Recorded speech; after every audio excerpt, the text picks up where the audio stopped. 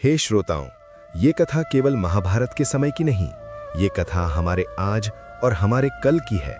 ये कथा उस कलयुग की है जिसे हम जी रहे हैं और जिसका चित्र स्वयं श्री कृष्ण ने खींचा था। श्री कृष्ण द्वारा पांडवों को बताए कलयुग के 5 कड़वे सत्य, विस्तृत कथा। महाभारत के महान युद्ध के बाद जब द्वापर युग का अंत निकट था और कलयुग का आरंभ होने वाला था, पांडवों के मन में एक गहन जिज्ञासा जागी। वे भगवान श्री कृष्ण के पास पहुंचे और विनम्रता से पूछा, हे मधुसूदन, हे जगत गुरु, द्वापर युग समाप्त होने वाला है। आने वाला कलयुग कैसा होगा? उसमें मनुष्य का स्वभाव, समाज की स्थिति और धर्म की दशा कैसी रहेगी? मोक्ष प्राप्ति का मार्ग क्या होगा?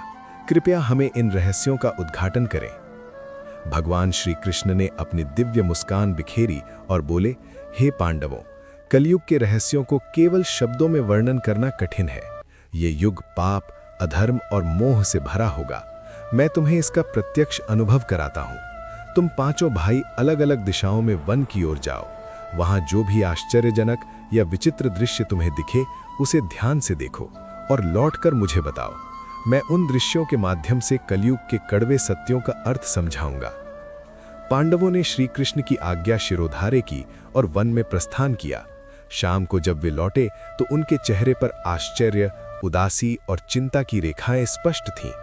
एक एक कर उन्होंने अपना अनुभव सुनाया।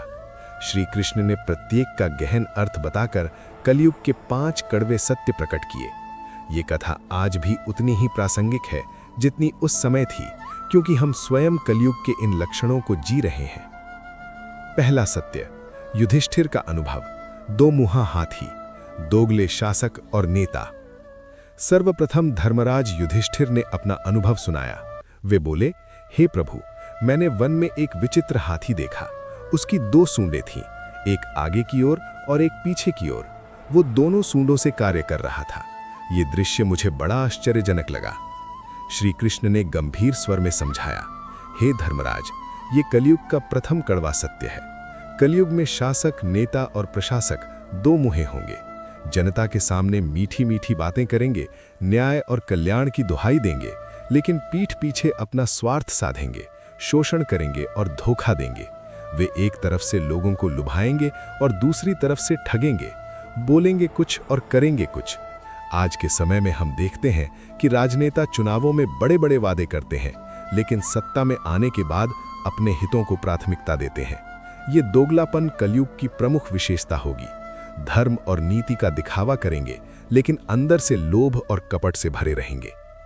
ये सत्य आज कितना सटीक है।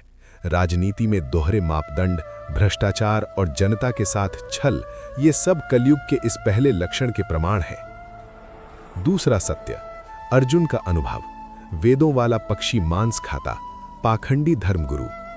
अर्जुन ने आगे कहा, हे केशव, मैंने एक पक्षी देखा जिसके पंखों पर वेदों की ऋचाएं और मंत्र अंकित थे। वो बड़ा पवित्र और ज्ञानी लग रहा था, लेकिन वो मुर्दे का मांस नोच नोच कर खा रहा था। ये दृश्य देखकर मेरे मन में घृणा और आश्चर्य दोनों उत्पन्न हुए। श्री कृष्ण बोले, हे पार्थ, ये कलयुग का दूसरा कड़वा सत्य है।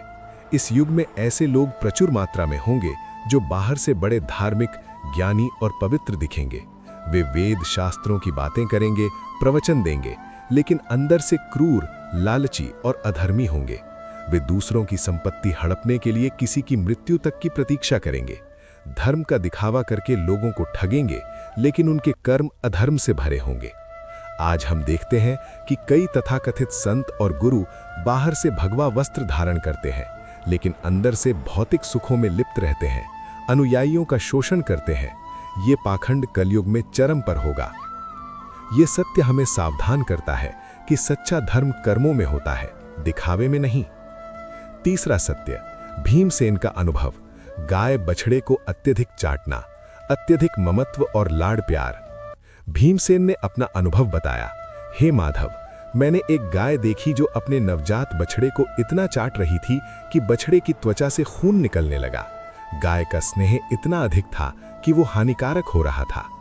श्री कृष्ण ने कहा, हे वायुपुत्र, ये कलयुग का तीसरा सत्य है। इस युग में माता पिता अपने बच्चों से इतना अधिक मोह और लाड़ प्यार करेंगे कि बच्चे का सर्वांगीण विकास रुक जाएगा।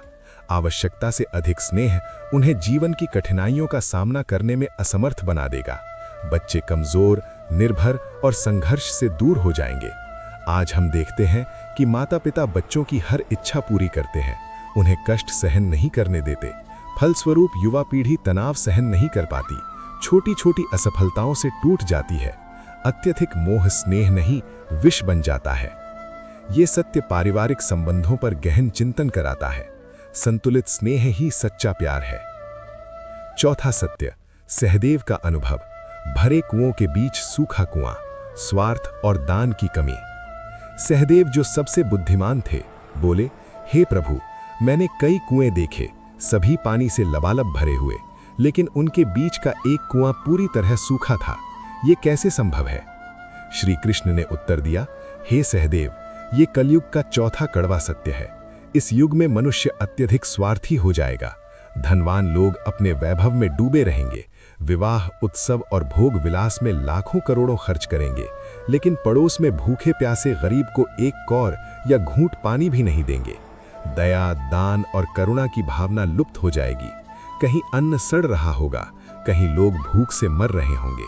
आज की दुनिया में हम देखते हैं कि अमीरों के महल चमकते हैं, लेकिन झुग्गी झोपड़ियों में लोग अभाव में जीते हैं। स्वार्थ इतना बढ़ेगा कि सगे संबंधी भी एक दूसरे की मदद नहीं करेंगे। ये सत्य समाज की असमानता पर प्रकाश डालता है। दान ही कलयुग में सबसे बड़ा पुण्य है। पांचवा सत्य, नकुल का अनुभव। बड़ी शिला का छोटे पौधे से रुकना, हरि नाम की शक्ति। अंत में नकुल ने कहा, हे गोविंद, मैंने एक विशाल शिला देखी जो पहाड़ से लुढ़क रही थी। बड़े बड़े वृक्ष, चट्टानें और बाधाएं उसे रोक नहीं पाईं, लेकिन एक छोटे से पौधे से टकराते ही वो रुक गई। श्री कृष्ण की आंखों में चमक आ गई। वे मुस्कुराए और बोले, हे नकुल, ये कलयुग का सबसे गहरा और आशावादी सत्य है। इस युग में मनुष्य का जीवन अधर्म, लोभ, मोह और पाप की बड़ी शिलाओं से पतन की ओर जाएगा।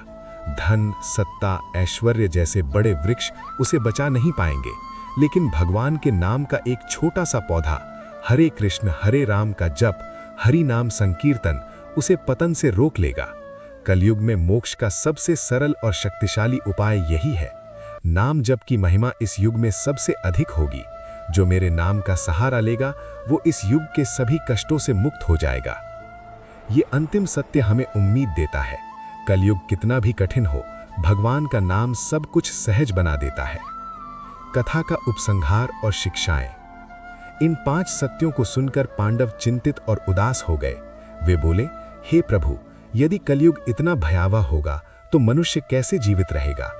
श्री कृष्ण ने सांत्वना दी, हे प्रिय पांडवों, कलयुग में पाप तो बढ़ेंगे, लेकिन मेरे नाम की शक्ति भी चरम पर होगी। सतयुग में कठोर तप, त्रेता में यज्ञ, द्वापर में पूजा से जो फल मिलता था, कलयुग में केवल नाम जप से मिलेगा। जो मेरे नाम का आश्रय लेगा, वो इस युग के सभी कष्टों से मुक्त हो जाएगा। ये कथा हमें सिखाती है कि आज का समय कलयुग के इन लक्षणों से भरा पड़ा है। दोगलापन, पाखंड, अत्यधिक मोह और नाम की शक्ति। लेकिन निराश होने की आवश्यकता नहीं। भगवान का नाम जपें, सत्कर्म करें और इन सत्यों से सीख लेकर जीवन जिएं। ये विस्तृत कथा महाभारत और पुराणों की लोकप्रिय व्याख्याओं पर आधारित है। इसमें निहित शिक्षाएं आज के समाज के लिए अत्यंत प्रासंगिक है। जो इस नाम को थाम ले, कलयुग उसकी आत्मा को छू भी नहीं सकता। यही श्री कृष्ण का वचन है और यही इस कथा का अमर सत्य है। जय श्री कृष्णा।